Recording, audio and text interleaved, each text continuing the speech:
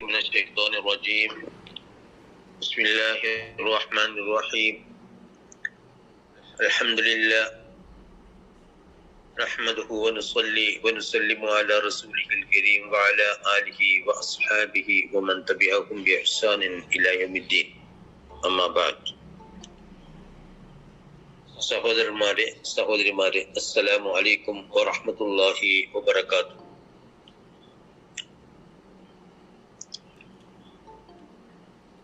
കാലവർഷം വളരെ സജീവമായ ഒരു അനുഗ്രഹ അവസ്ഥയിലാണ് നാം ഇപ്പോൾ ഉള്ളത്. എന്നാൽ ഇന്ന് നമ്മുടെ സമൂഹം ജീവിച്ചു കൊണ്ടിരിക്കുന്ന പ്രത്യേകമായ ചില സാഹചര്യങ്ങൾ,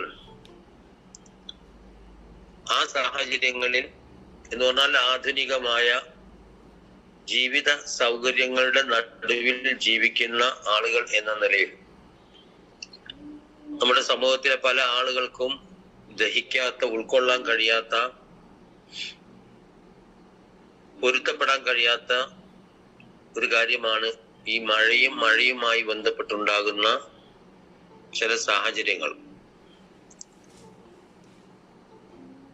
ഇവിടെ ഞാൻ സൂചിപ്പിക്കുന്നത് അല്ലാഹു സുബ്ഹാനഹു വ തആല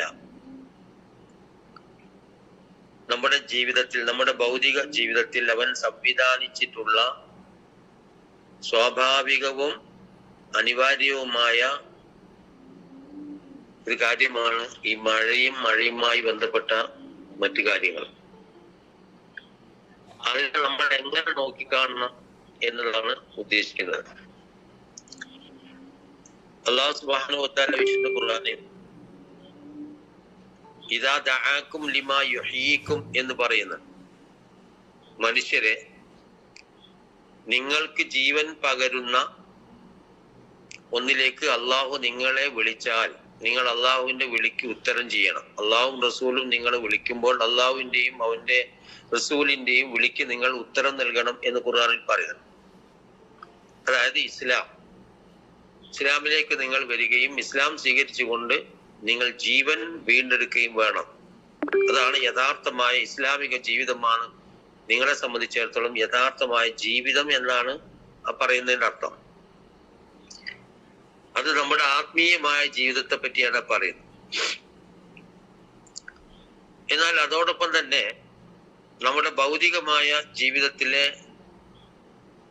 ആത്മീയമായ ജീവിതം മുന്നോട്ട് കൊണ്ടുപോകാൻ വിശുദ്ധ ഖുർആനും തിരുസുന്നത്തും അതുപോലുള്ള കാര്യങ്ങളും എത്ര കണ്ട് നമുക്ക് അനിവാര്യമാണോ, ഇതേപോലെ തന്നെ ഭൗതികമായ നമ്മുടെ ജീവിതത്തിൽ നമ്മുടെ ജീവിതം മുന്നോട്ട് കൊണ്ടുപോകുവാൻ അള്ളാഹു വെച്ച ചില സംവിധാനങ്ങളാണ്, ഭൗതികമായ ഉപാധികളാണ് ഈ മണ്ണ്, പ്രകൃതി, വായു, വെള്ളം എന്നൊക്കെ പറയുന്നത്.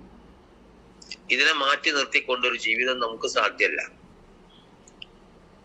അതുകൊണ്ട് നമ്മുടെ ശരീരത്തിന്റെയും നമ്മുടെ മണ്ണിന്റെയും നമ്മുടെ പ്രകൃതിയുടെയും മൊത്തം നമ്മുടെ ഭൗതികമായ ജീവിതത്തിന്റെയും ഒക്കെ ആ ഒരു സ്വാഭാവികമായ അവസ്ഥ നിലനിർത്താൻ നമുക്ക് കഴിയേണ്ടത്, ഒന്നുകൂടി തെളിച്ചു പറഞ്ഞാൽ, ഈ മഴയെയും ഈ മണ്ണിനെയും പ്രകൃതിയിലുള്ള ജീവജാലങ്ങളെയും സസ്യങ്ങളെയും ഒക്കെ ആത്മീയമായ ഒരു സ്വഭാവത്തോടു കൂടി നമുക്ക് നോക്കിക്കാണാൻ കഴിയണം. അങ്ങനെ കാണുമ്പോൾ ഈ മഴയെ ഒരു അനുഗ്രഹമായി മാത്രമല്ല, ഒരു അനുഭൂതിയായി പോലും ഉൾക്കൊള്ളാൻ നമുക്ക് സാധിക്കും.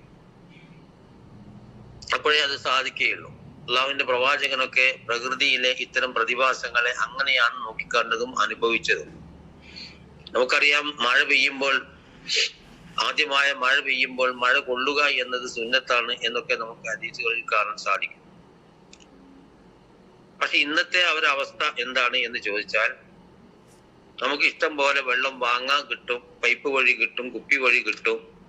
പിന്നെ എന്തിനാണ് ഇങ്ങനെ മഴ പെയ്ത് ഒരു ശല്യമാകുന്നത് എന്ന് ചിന്തിക്കുന്ന ഒരവസ്ഥയിലാണ് പല ആളുകളും. എന്നാൽ പുതിയ തലമുറ പൊതുവെ അങ്ങനെയാണ് എന്ന് പറയാം. കാരണം അവരുടെ സ്വതന്ത്രമായ വിഹാരത്തിനും പോക്കിനും വരവിനും ഇതൊരു തടസ്സാണ്. അങ്ങനെ എല്ലാ കാര്യങ്ങളും പണം കൊടുത്ത് വാങ്ങാം എന്ന് ചിന്തിക്കുന്ന ഒരവസ്ഥയിലേക്ക് നമ്മുടെ സമൂഹം പതിച്ചു പോയിട്ടുണ്ട്. ഞാൻ പറയുന്നത്, പ്രകൃതിയിൽ നമ്മൾ അനുഭവിക്കുന്ന, നാം ബന്ധപ്പെടുന്ന എല്ലാ കാര്യങ്ങളെയും അതുമായി തന്നെ ലയിച്ചു ചേർന്നുകൊണ്ട് ഇടപഴകിക്കൊണ്ട് മണ്ണിലിറങ്ങിക്കൊണ്ട് മഴ കൊണ്ടുകൊണ്ട് ഈ കാലാവസ്ഥയെ ആ അർത്ഥത്തിൽ അള്ളാഹുവിന്റെ അനുഗ്രഹമായി ഏറ്റുവാങ്ങിക്കൊണ്ട് അത് കടത്തിക്കൊണ്ടു പോവുക, ആ കാലം കടന്നു പോകുക എന്നതാണ് വിശ്വാസികൾ എന്ന നിലയിൽ നമ്മൾ ചിന്തിക്കേണ്ടതും നമ്മൾ ചെയ്യേണ്ടതും. ഇപ്പൊ ഉദാഹരണമായി നബി സല്ലല്ലാഹു അലൈഹി വസല്ലം പറഞ്ഞല്ലോ, ഒരിക്കലും ഒരു ക്ലാസ്സിൽ വിശദീകരിച്ചിരുന്നു, നമ്മൾ ചെരുപ്പിട്ട് നടക്കണം എന്നതാണ് ഇസ്ലാമിന്റെ പൊതു നിയമം എന്ന് നമ്മൾ മനസ്സിലാക്കുന്നുണ്ട്. പക്ഷെ അതേ ഇസ്ലാമിൽ തന്നെ ചെരുപ്പിടാതെ നടക്കുക എന്നതും റസൂൽ സല്ലല്ലാഹു അലൈഹി വസല്ലം പഠിപ്പിച്ചതായിരുന്നു എന്നും സഹാബികൾ പലപ്പോഴും അങ്ങനെ ചെയ്തിരുന്നു എന്നും നമുക്ക് മനസ്സിലാക്കാൻ സാധിക്കും. എന്താണ് അതിന്റെ ഉദ്ദേശം? പ്രകൃതിയുമായി നിങ്ങൾ ഒട്ടി നിൽക്കണം. അപ്പോ ഈ കർക്കടക മാസത്തിൽ ഇപ്പൊ നമുക്കറിയാം, ഹൈന്ദവ സമൂഹം കർക്കടക മാസത്തിൽ രാമായണം വായിക്കുന്നു. അത് എന്തോ അവരുടെ ഒരു മതപരമായ, നമ്മള് റമദാനിൽ വിശുദ്ധ ഖുർആന് നമ്മൾ നൽകുന്ന പ്രാധാന്യം പോലെ ഈ മാസത്തിൽ അവർ അത് ചെയ്യുന്നത്. എന്ത് തന്നെയാണെങ്കിലും അതിലൊക്കെ അതിൻ്റെതായ ഒരു ആത്മീയത നമുക്ക് കാണാൻ പറ്റും. അപ്പൊ ഈ ഒരു അവസരത്തിൽ നമ്മള് നമ്മുടേതായ പറമ്പുകളിലും മണ്ണുകളിലും ഇറങ്ങിച്ചെന്നുകൊണ്ട് തന്നെ, ഈ മഴ കൊണ്ടുകൊണ്ട് തന്നെ, ഈ മണ്ണിൽ കളിച്ചുകൊണ്ട് തന്നെ, പ്രകൃതിയുമായി ഇടപഴകിക്കൊണ്ട് തന്നെ ഉള്ള ഒരു ജീവിതം നമുക്ക് ഉണ്ടാകേണ്ടതുണ്ട്. ആ ഉണ്ടാകുന്നത് ഒരാത്മീയമായ ഒരു അനുഭവമായും അനുഭൂതിയായും ആഘോഷിക്കുവാനും നമുക്ക് കഴിയേണ്ടതുണ്ട് എന്നാണ് നമ്മൾ മനസ്സിലാക്കേണ്ടത്. ഇത് വേറെ ആരെങ്കിലും ചെയ്യേണ്ടതോ വേറെ ആരെങ്കിലും പറയേണ്ടതോ അല്ലെങ്കിൽ കേരള ഗവൺമെന്റിന്റെ കാർഷിക വകുപ്പ് നടപ്പിലാക്കേണ്ടതൊന്നുമല്ല, നമ്മൾ തന്നെ ചെയ്യേണ്ടതും. അപ്പോ നമ്മൾ നട്ടുവളർത്തിയിട്ടുള്ള കാർഷികമായ വിഭവങ്ങളുടെ അടുത്ത് പോവുകയും അതുമായി കൂടുതൽ താതാത്മ്യപ്പെടുകയും ഒക്കെ ചെയ്തുകൊണ്ടുള്ള പ്രകൃതിപരമായ ഒരു ജീവനം, നമ്മൾ ഭൗതികമായ ഒരു അവസ്ഥയിലേക്ക് പോകുമ്പോൾ ഈ പ്രകൃതിപരമായ ജീവനം നമുക്ക് വളരെയധികം പ്രധാനമാണ്. അതേപോലെ തന്നെ നമ്മുടെ ശരീരവുമായി ബന്ധപ്പെട്ടുകൊണ്ട് ഈ ഒരു ജൈവികത, ശരീരം എന്ന് പറയുന്ന നമ്മുടെ ഓരോരുത്തരുടെയും ശരീരം എന്ന് പറയുന്നത് അല്ലാഹു സുബ്ഹാനഹു വ തആല നൽകിയ, നേരത്തെ പറഞ്ഞ മണ്ണ് പോലെയും വായു പോലെയും വെള്ളം പോലെയും ഒക്കെ തന്നെ വളരെ പ്രധാനമായ ഒരു സംഗതിയാണ്. ആ ശരീരത്തിന്റെ ഒരു ജൈവികത പോലും നിലനിർത്താൻ ഇന്നത്തെ മുസ്ലിങ്ങൾക്ക് സാധിക്കുന്നില്ല. എന്ന് പറഞ്ഞാൽ എന്റെ ശരീരത്തിന്റെ ആരോഗ്യം നിലനിർത്താൻ ആവശ്യമായി ഞാൻ ഇന്ന കാര്യങ്ങൾ മനസ്സിലാക്കണം, ഇന്ന കാര്യങ്ങൾ ചെയ്യണം എന്നതൊരു ദീനിയായ ബാധ്യതയായി പോലും ആളുകൾക്ക് പലപ്പോഴും മനസ്സിലാകുന്നില്ല. അപ്പോ ശരീരത്തിന്റെ മെയിൻ്റനൻസ് എന്നാണ് നമ്മൾ പറയാം. ശരീരത്തിന്റെ മെയിൻ്റനൻസും അതിന്റെ സുരക്ഷിതത്വവും അതിന്റെ സംരക്ഷണവും അതിന്റെ ആരോഗ്യവും ഒക്കെ തന്നെ നമുക്ക് എന്താകണം? പ്രധാനമാകണം. അങ്ങനെ നമ്മളുമായി ബന്ധപ്പെട്ട അല്ലാഹു സുബ്ഹാനഹു വ തആല വിശുദ്ധ ഖുർആനിൽ നമ്മുടെ ശരീരത്തെ പറ്റി മാത്രം നമ്മൾക്ക് തന്ന ഓരോ അനുഗ്രഹങ്ങളെ പറ്റി എടുത്ത് പറയുന്നുണ്ടല്ലോ.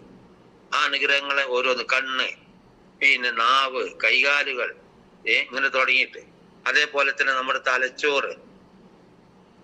അല്ലാഹു സുബ്ഹാനഹു വ തആല ഒരു മനുഷ്യന് നൽകിയ ഏറ്റവും വലിയ അനുഗ്രഹം എന്താണ്? തലച്ചോറാണ്. മനുഷ്യന്റെ ബുദ്ധി ശേഷിയാണല്ലോ. ഈ ബുദ്ധിശേഷി 1% പോലും ഉപയോഗിക്കാതെ ജീവിച്ചു മരിച്ചു പോകുന്ന സഹോദരന്മാർ നമ്മുടെ സമൂഹത്തിലുണ്ട്. അല്ലാഹു സുബ്ഹാനഹു വ തആല തന്ന അള്ളാഹുവിനെ കണ്ടെത്താനോ മനസ്സിലാക്കാനോ അതിൽ നിന്ന് പാഠങ്ങൾ ഉൾക്കൊള്ളാനോ ഒക്കെ നമ്മൾ ഉപയോഗപ്പെടുത്തേണ്ട തലച്ചോറ് വേണ്ട സ്വഭാവത്തിൽ ഉപയോഗപ്പെടുത്താതെ വെറും ഭൗതികമായ ചില കാര്യങ്ങൾക്ക് വേണ്ടി ഉപയോഗിച്ച് അങ്ങനെ എത്ര ആളുകൾ മരിച്ചു പോകുന്നു? ഏതെങ്കിലും ഒരു മനുഷ്യന്റെ സത്യസന്ധമായി പറയാൻ കഴിയുമോ? ഞാൻ എൻ്റെ ബുദ്ധി, എൻ്റെ കണ്ണ്, എൻ്റെ അതേപോലുള്ള ശേഷികൾ അള്ളാഹുവിനെ മനസ്സിലാക്കാനും ഇസ്ലാമിനെ മനസ്സിലാക്കുവാനും ഉപയോഗപ്പെടുത്തിയിട്ടുണ്ട് എത്ര ശതമാനം ആളുകൾക്ക് നമ്മുടെ കൂട്ടത്തിൽ പറയാൻ പറ്റും? അപ്പൊ ഞാൻ പറയുന്നത്, നമുക്ക് അള്ളാഹു തന്ന ഒരു ജൈവികതയുണ്ട്. അതിന് ജൈവികത എന്ന് പറയാം, ഹയവിയ. ആ ജൈവികത നമ്മുടെ ശരീരത്തിലും നമ്മൾ പെരുമാറുന്ന ഇടങ്ങളിലും നമ്മുടെ ബന്ധങ്ങളിലും നമ്മുടെ സ്ഥലങ്ങളിലും നമ്മുടെ മണ്ണിലും നമ്മുടെ വെള്ളത്തിലും നമ്മുടെ സസ്യങ്ങളിലും എല്ലാറ്റിലും ആ ഒരു പച്ചപ്പ് നിലനിർത്താൻ നമുക്ക് സാധിക്കണം. അല്ലാതെ നമ്മൾ ഈ ചില ആളുകളെ മാതിരി ഭൗതികവാദികളായി പോകരുത്. ഭൗതികവാദികൾ എന്ന് പറഞ്ഞാൽ എൻ്റെ കയ്യിൽ കുറച്ച് പൈസയുണ്ട്, അതുകൊണ്ട് എനിക്ക് സാധനം വാങ്ങാം, അതുകൊണ്ട് എനിക്ക് വെള്ളം വാങ്ങാൻ കിട്ടും, എല്ലാം ഞാൻ പണം കൊടുത്ത് വാങ്ങും, ഇവിടെ ഉള്ളതൊന്നും എനിക്ക് കാര്യമല്ല ഞങ്ങൾ അങ്ങനെ ജീവിച്ചു പോകും എന്ന് പറയുന്ന സ്വഭാവത്തിലേക്ക്. ഇപ്പൊ ഉദാഹരണമായി മണ്ണ് എന്ന് പറഞ്ഞാൽ വെറും കെട്ടിടങ്ങൾ ഉണ്ടാക്കാനുള്ള ഒരു സ്ഥലം മാത്രമാണ്. സത്യസന്ധമായി ഒന്ന് ആലോചിച്ച് നോക്കും, നിഷ്പക്ഷമായി മനസ്സിൽ കൈവച്ചു കൊണ്ടൊന്ന് ആലോചിച്ച് നോക്കും. നമ്മൾ പൊതുവെ എങ്ങനെയാണ് മണ്ണിനെ കാണുന്നത്? നമുക്ക് കെട്ടിടങ്ങളും കൊട്ടാരങ്ങളും ഉണ്ടാക്കാനുള്ള ഒരു സ്ഥലം എന്നതിൽ കവിഞ്ഞ് ഒരു പരിഗണന ഈ മണ്ണിന് നമ്മുടെ സമൂഹം കൊടുക്കുന്നുണ്ടോ? അത് കൊടുക്കാതിരിക്കുമ്പോൾ ആ മണ്ണിനെ നമ്മൾ എന്ത് ചെയ്യും? കൊല്ലുകയാണ്. അതുകൊണ്ടാണ് ഈ ഇസ്ലാമിന്റെ സാങ്കേതിക ഭാഷയിൽ ഈ ഭൂമി കൃഷിയോഗ്യമാക്കുന്നതിന് ഇഹ്യാ ഉൽ മൗത്ത്, ഇഹ്യാ ഉൽ അർള് എന്നൊക്കെ പറയുന്നത്. ചത്ത ഭൂമി ജീവിക്കുക എന്നാണല്ലോ അതിന്റെ അർത്ഥം. അപ്പൊ ഭൂമിയിൽ നമ്മൾ ഭൂമിയെ ഏൽപ്പിച്ച ഉത്തരവാദിത്തങ്ങൾ നമ്മൾ അത് നിർവഹിക്കാൻ ഭൂമിയെ അനുവദിക്കുമ്പോൾ മാത്രമാണ് ഭൂമിക്ക് ജീവൻ കിട്ടുന്നത്, നമ്മൾ ഭൂമിക്ക് ജീവൻ കൊടുക്കുന്നത്.